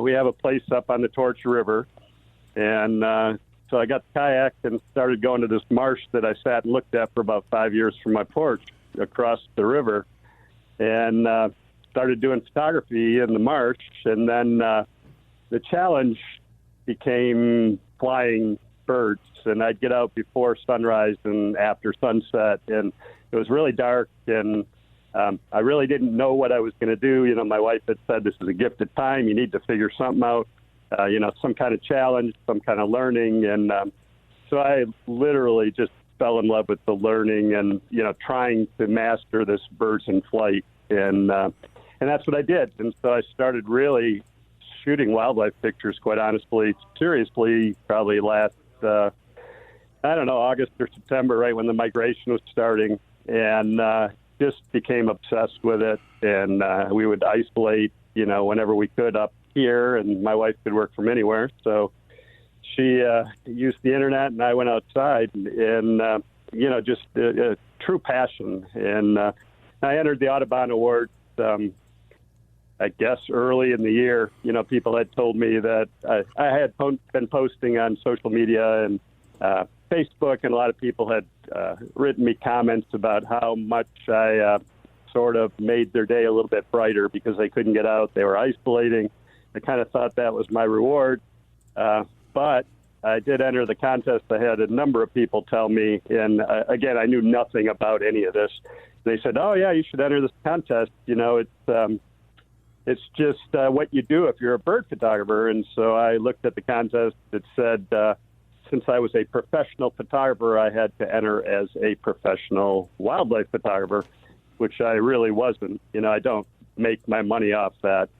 And but I entered 4 pictures, and progressively got some emails and some calls, and entered them as a professional. And 2 of my 4 pictures made it to the semifinals, and then the 2 pictures actually swept the category. They gave out a first and an honorable mention, and I won both of those. There were 8,700 entries and 2,700 photographers, amateur and professional, and it was pretty surreal. Well, congrats on this. So where does this take you now, Steve?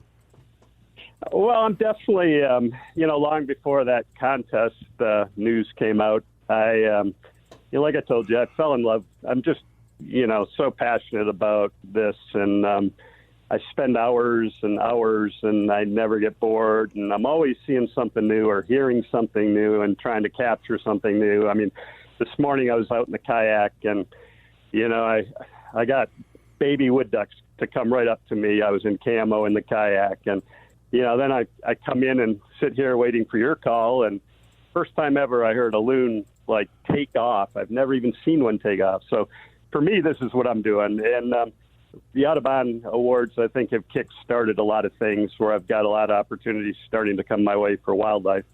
And, I hope, I'm 61. I hope perhaps in the next 5-6 years to retire, but I think that's the direction I'm going to pursue. Maybe I'd really like to do a book at this point. I'd like to maybe put it out to some magazines and, start getting my work out there, the wildlife work. And I realize how competitive it is. But I do feel like, again, I've got that foot in the door now, sort of, plus with all the other experience I bring to the table. I think maybe I approach it a little differently from a storytelling, standpoint and moments. I literally laid awake at night for weeks, when I found out I won that award, and I couldn't say anything for 6 weeks. And, so I couldn't tell anybody. I told my wife, of course, and, but we couldn't say anything. And I sat there and I thought, how could my 2 pictures, rise to the top with all these other guys that do this for a living? And I really think it comes back to the photojournalism roots and what, you and I did on a daily basis to make something out of nothing and tell stories and, just to learn a little bit about everything and, to take that little bit we learn and learn a little bit more on top of that and on top of that, and just really tell the stories. For me, it's about birds doing things, birds in flight, birds being birds. And I think that really is what it is. So much bird photography I see is just a bird post on a branch, or just really an identifier shot. And hang tight, Steve. Listen, I'm sorry to cut you off, but I got to take a break here. We'll take a break on the Outdoor Magazine show. When we come back, continue the conversation with Steve Jessmore. You can learn more about his work on his website, stevejessmore.com. You can find him on Instagram as well. A lot of questions for Steve on how to take better outdoor pictures and how to use your cell phone, too.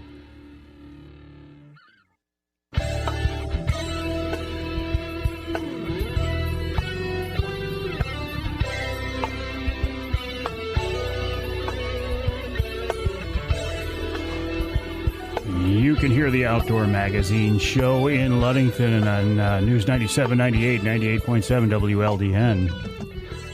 You can hear us in Port Huron on WPHM 1380 AM. And you can hear us in Taos on WIOS AM and FM 1480 AM 106.9 FM. This segment of Outdoor Magazine is brought to you by the Linwood Beach Marina and Campground. Linwood Beach can be your year-round Saginaw Bay fishing destination and your mid-Michigan tracker and angler quest headquarters. You know I love that. For more info, check them out online at linwoodbeachmarina.com. That's linwoodbeachmarina.com. I can't say enough about Linwood Beach. For one thing, it's in the perfect spot. They're on the shore, the west shore of Saginaw Bay. Great people, very eager to help, very customer service oriented. The facilities are great, the location's great, and the services they offer are first class. Check them out online at linwoodbeachmarina.com. While you are online, please check out my website, MikeAveryOutdoors.com. I just talked with Marie Hickerson the other day, who is my webmaster extraordinaire. We're going to do a little tweaking of that site. The info on there is good and sound and solid, but we want to make it a little bit more visually interesting. And if you want to find a website that is very visually interesting, head on over to stevejessmore.com. Steve Jessmore, Jessmore, stevejessmore.com. You can find him on Instagram as well. Steve is a lifelong photojournalist. Recently turned his attention and his passion toward wildlife photography, specifically birds. Steve, in the first segment you talked about you were all camoed out and hiding out there in the marsh. In some ways, that reminds me of what a hunter does out there as well. Yeah, it's exactly that. And, you're almost like a companion hunter for me with whatever you're watching. I mean, most of the time what they're doing is hunting or, just trying to survive. And so... the other day I shot a picture of a great blue heron hunting and, waited. And, the same thing, just like they were focused on whatever, I was focused on them. And when they moved, I moved. And I caught a, beautiful picture of him catching a fish and flipping it up in between his bill and swallowing it, and so it's really the exact same thing. And I have never been a hunter, so I have a lot of learning to do. But I have learned about sitting still and being patient. And for me, that's what works best with birds. Just let them kind of come to me and live in their own environment. Is that what it comes down to, you think, with all wildlife photography, is just sit still and be patient? Yeah, and I think a lot of the scouting and, again, things that I have to learn yet, but, learning animal signs and trails and, just what they eat and what you might find in an area. I was always a community journalist. I told stories of what was around me. And, that's the way I feel with birding, too. I'm more about that. I mean, I totally love anything that moves, when I'm out there. It could be a damselfly or a bird or a raccoon or a whatever, and I think that really is just key to me. When I move around, I don't seem to have as much luck. It's when I pause and just kind of blend in with the environment that I seem to do the best. I'm sure when you're out there, you're loaded down with a lot of expensive professional quality gear. What do we need as weekend warriors if we just want to go out and enjoy the marsh or enjoy the woods and just kind of document this world around us? What do we need to do that, Steve? Quite honestly, I mean, that was one of the biggest struggles for me as I tried to do bird photography. And I had a lot of older lenses that worked fine for what I did on a daily basis. I really don't do much sports anymore or anything, so it wasn't fast-moving stuff. But what I soon learned was the new technology is just tremendous. And I do have a lot of those professional lenses now, but I think and I like to say this because the 2 Audubon awards that I won with a prosumer zoom lens, in Tamron, Sigma, Sony. I use Sony equipment now, but Sony makes a 200 to 600 zoom lens. That's what I use to get my 2 winning pictures. The f-stops are kind of high for any novice photographers out there. They're around 5'6", 6'3", f7, something like that. That's the widest aperture. And so you have to have some pretty decent light or a real high film speed, ISO and digital.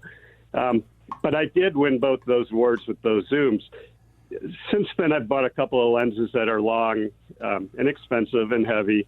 And they're, wide apertures like 2.8 and f4. And those are a lot more expensive because of that wide aperture. But they are, I figured I earned them when I used those prosumer kind of equipment to do that. And now I'm a lot more serious. So, people can buy these lenses for anywhere from, like probably $800 to a couple $1,000. Sounds like a lot, but I truly believe our time out there is the most valuable thing, and they'll last for years and years and years and make you happier because you'll actually get some keepers, instead of being frustrated all the time. Does anybody actually shoot film anymore? Yeah, actually, not as many, and more art photography and starters, I guess. There's still film classes, but it is available. Kind of like vinyl records, I guess, in film. They've all come back a little bit now. I want to talk a little bit about, not at the level that that you're at, and not, needing to zoom in 100 yards on the close-up of an eye of a bird, but just documenting our outdoor experiences. This cell phone I've got in my hand right now, for most people, has a camera in it that is more than adequate, more than capable, isn't it? Oh, absolutely. I know people that's pretty much all they use are iPhones to do, scenic photography or panoramics. In all seriousness, I usually carry 2 camera bodies with me, and they usually have 2 telephoto lenses on them. And if I don't want to carry a third body, the way I look at it is the cell phone is wonderful for any kind of wide shot and, just a scenic trail shot or even a close-up shot of a flower or whatever. I can get really beautiful pictures that, I think we all can, quite honestly, that we could make 8x10s out of with no problem, or an enlargement for our wall, really. What do you worry about? Are there things like lighting in the direction of the sun? Do you worry about things like that? Or is it just more, hey, here's something really cool, I want to capture it before it gets away or before I forget about it, or just seize the moment type thing? Yeah, to me, the best camera you can have is the one that you're carrying with you. And that goes back to your iPhone. It's a wonderful camera. It's a wonderful tool. It's better than any, like Instamatic film camera that a lot of us use during, our lives with our kids or, as they grew up or, anything like that. I remember the 126 and the 110 point and shoots. The iPhone is so superior to any of those. And you can order prints right through anywhere, and have them ready the same day still just, over the internet. It's just a wonderful camera to have. And I do worry about, personally, I do worry a lot about light. A good rule of thumb for, a lot of photography is light over your shoulder, so it's lighting your subject. But rules are made to be broken. And I really think it's just a matter, if you see something that really kind of floats your boat, just, try to make a picture of it with your cell phone. I think one of the things people do wrong is they don't get close enough. They aren't patient enough. You just need to get in there and kind of focus and see how it looks, and see how it looks on your phone. And if it looks kind of small, it's going to be small in the end, Move closer, just, a flower, get right in there. It wouldn't surprise me to catch a bee on a flower with a cell phone even, or, the trail with the beautiful light streaming through. Just, frame it. And there's little, things as you dig deeper into your pictures on the iPhone. There's little levels, and it's almost like built-in Photoshop, that you can lighten, darken, add contrast without even going to the point of adding all the, the filters that they give you to change what it looks like. Me personally, I want it to look like what it looked like. I don't want to add a lot of fancy stuff to it. My rule of thumb is I get out before sunrise, like a half hour before sunrise, and try to get in my spot and watch as the sun moves and changes. And the same thing in the evening. I'll get out maybe 2 hours before sunset and wait till after the sun goes down and still have that glow. And that's primarily when I shoot all my pictures. You do make an interesting point, though, about getting close enough to the subject. Steve, I see this all the time. People send me pictures of people holding fish all the time, and for some reason, they think they need to see the entire body from the head down to the feet. And it's like, I don't want to see that. I want to see the person's smiling face, and I want to see the fish. Get close, get personal, and concentrate on what's important in the picture, not trying to document everything that's happening around you. Absolutely. Yeah. And I think a lot of times, people aren't necessarily trained photographers. And so as they look inside the frame, or they look inside, the viewfinder, they see what they want to get. They see that fish and they see that person, but they're not translating it to how the picture is going to look in the end. And for them, the bird is in there, or this is a great picture of a bird. It's, across the river with a cell phone. Well, no, just like you said, you got to get close, somehow. And again, you have limitations with any camera, any lens, any, it's a hybrid. The phone is a hybrid camera. It's, trying to do a lot of different things. And you have a digital zoom, and, that will help a little bit at times. But the easiest way to get closer is just take a couple steps closer. A lot of times frame it and then take another step forward, and you'll see how much better it looks. And then maybe even one more, and I'm with you. I mean, a lot of times the angle too, Mike, if you, like with that fish in the boat, instead of getting the cab of the boat and the deck and all that stuff, well, get down on your knees and point up at the angler and the fish, and maybe include the sky as a background where it's nice and clean, and there's no nothing that draws your attention away from the guy and the fish. Steve, listen, I got to go, Steve, but it was great catching up with you. I'll send people to the website, stevejessmore.com, also on Instagram. It's been a lot of fun. Continued good luck to you. We'll take a break here on the Outdoor Magazine Show. Lots more coming up. Stay with us.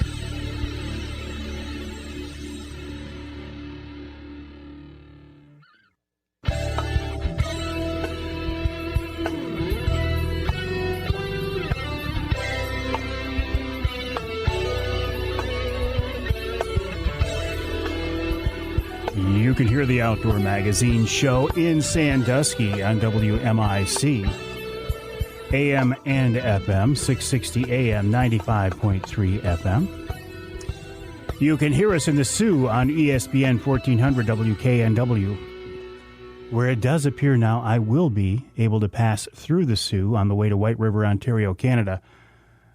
Looks like the bear hunt is a go. In fact, I don't see anything that's going to stop it right now. I mean, you never know, but I fully intend on heading on up here in just a couple of weeks to go back to White River, Ontario, and hunt with Ron St. Louis. And also, you can hear the show in Saginaw on WSGW AM and FM. That's 790 AM, 100.5 FM. I am in the studios of WSGW right now, along with Pat Johnston, who is doing a wonderful job.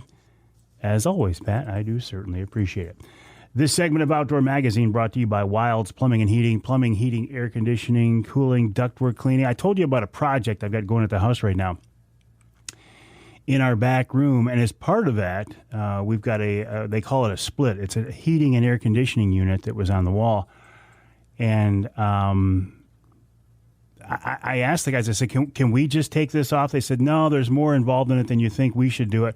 Well, listen, when I saw them come out and take this thing off, I was sure glad I had the pros from Wilds doing it and not just me and Jim, because it was a pretty involved project. And they're actually going to come out now in a couple of days and reinstall it. So little jobs like that, big jobs like putting in a new furnace, like coming out and replacing a sump pump, anything you need to keep you warm or cool, depending on the season, dry and comfortable, the folks from Wilds can help you out. Check them out online at wildsplumbingandheating.com. That's wildsplumbingandheating.com. Whatever it takes is their motto. It's their slogan, and I've seen them do that. Whatever it takes to make you happy. And do the job right. There are some companies who, well, we'll do whatever it takes to make you happy, but they don't tell you what's going on. They don't necessarily tell you the truth, and they don't do the job right, but they tell you what they want to hear. That's not the way the folks at Wilds work. I can promise you that. So let's see. A couple of things I want to talk about as we're getting ready to move towards the end of this week's show. And I've been mentioning this throughout the show. We're getting into the middle of August now. The summertime is winding down. If you've got plans that you haven't been able to bring to fruition, now is the time. Don't wait. Don't drag your feet. The kids are going back to school soon. You can feel the days getting shorter. You know what's coming around the corner. Yeah, fall is an absolutely beautiful, wonderful time of year, but there's a lot of summer here left. I hope you get a chance to take advantage of it. Unfortunately, I have not been taking advantage of one of my favorite things to do in the entire world, and that's walleye fish on Saginaw Bay. For the first time this summer, since we've last talked, I did not get out and go fishing. And I'm not happy about it. In fact, I'm pretty sad about it. Because that skinny water fishery is holding up pretty well. We had some northeast winds, I think, blow in some cool water. It kept the fish in there. My buddies who have been out are giving me pretty good reports, and it's breaking my heart. But sometimes, and I get this, going back to my comment about take advantage of the season and the outdoor adventures that are waiting for you here in Michigan. I get the fact that sometimes life gets in the way. Work gets in the way. Now, fortunately for me, my work is outdoor related, so I can go hunting or fishing, and it's still, if I stretch it, it's still work. But work gets in the way, schedules get in the way, kids' ball schedules get in the way, health problems can get in the way.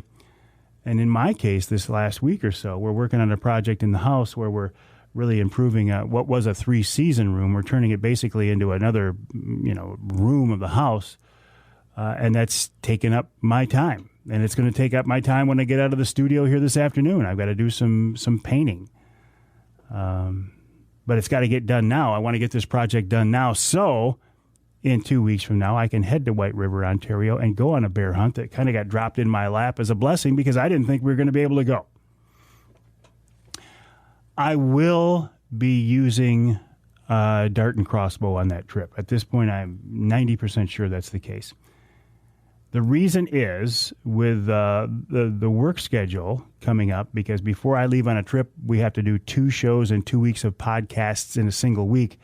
That's not going to leave a lot of time. Plus this project at the house that I'm involved in, I just don't see myself realistically being able to spend as much time with that recurve as is necessary to be proficient and to make me confident. And there's no part I want of going into the woods and hunting an animal and not having faith in the tool that's in my hand. I can't do that. I just wouldn't feel right about that. So I can become proficient with that crossbow in a quicker amount of time. And you might say it's the lazy way out. Maybe it is, but that's my decision, and that's what I'm going to do. I'm still kind of thinking that I would like to try to take a doe during the early season with the recurve, and then I can wrap up my own personal grand slam. I've taken a nice bear with the recurve. I've taken a nice turkey with the recurve. If I could take a deer with the recurve, and it wouldn't have to be a buck, it could be a big nice doe, I'd be pretty happy with that. So that's where I'm at. Haven't been fishing. Not happy about it. But life gets in the way. It is what it is. We'll take a break here on the Outdoor Magazine Show. When we come back, we'll check in with wild game chef extraordinaire Dave Minar.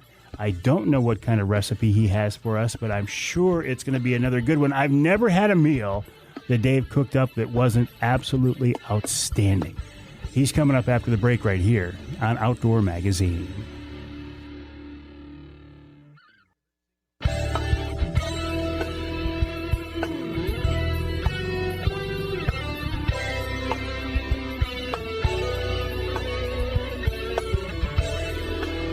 Welcome back to Outdoor Magazine. My name is Mike Avery. So glad to have you along with us. Just want to let you know that this segment of the show is brought to you by the folks from Reader Landscaping. Reader can take care of your lawn and property because it's our nature. Your nature and our nurture.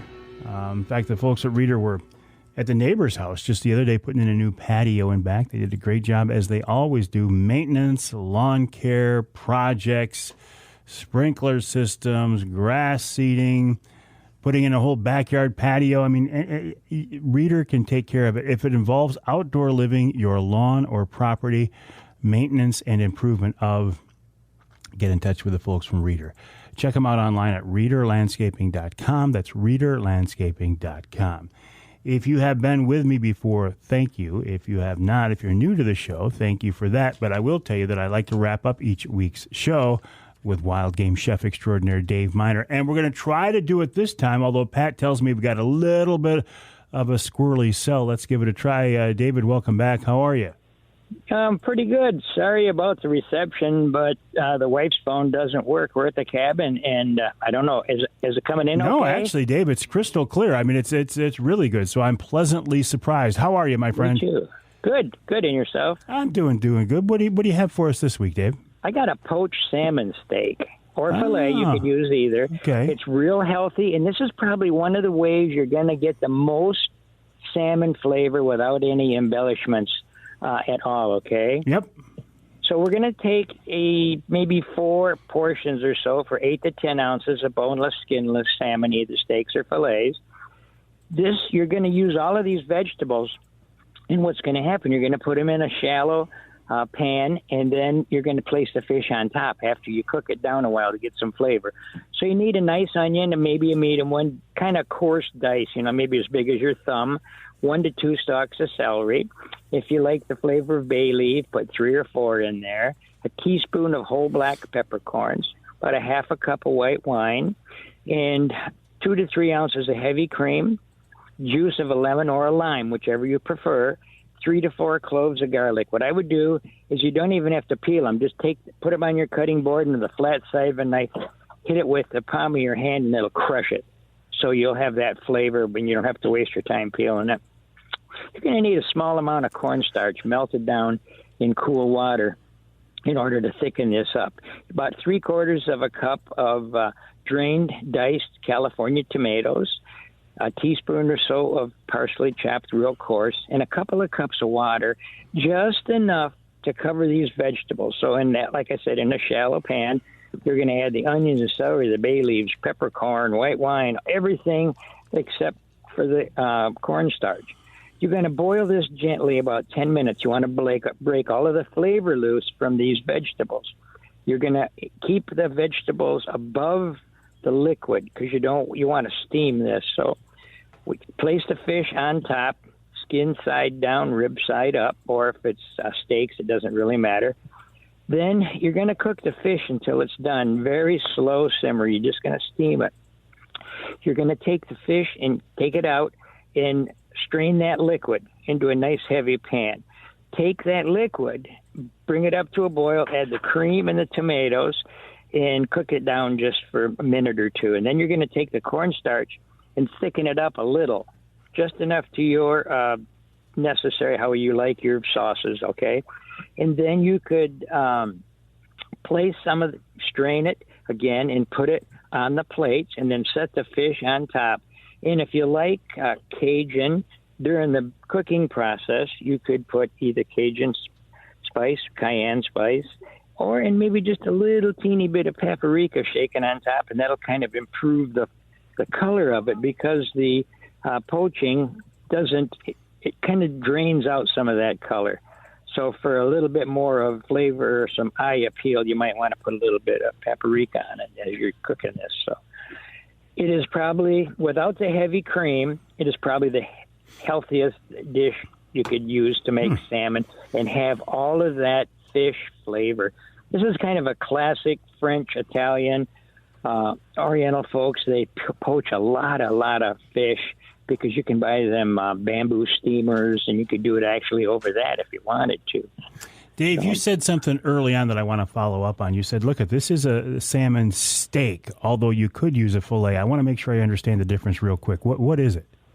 A salmon steak, you're going to scale it and leave the skin on, and you're going to cut the whole fish into however thick steaks you like. Some people might cut them like, say, an inch or maybe an inch and a half, 2 inches. It's up to their a lot of people would grill it that way as opposed to the fillets. Oh, I prefer the fillets, but you could do both. You know, what you're doing is cutting the fish across the whole body and making a steak out of it. Nope, now I got you. That makes complete sense. And you want to get rid of, you could take a dinner fork and stick it in the belly part and then roll that skin right on by twisting your fork, and it comes right off that way too. All kinds of little tips and tricks you have for us, my friend. David, always a pleasure. Have a great week. We'll talk to you next time.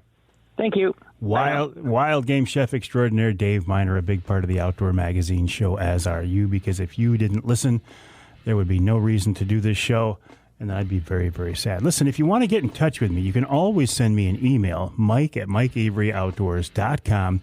mike@mikeaveryoutdoors.com. Check out the website, mikeaveryoutdoors.com.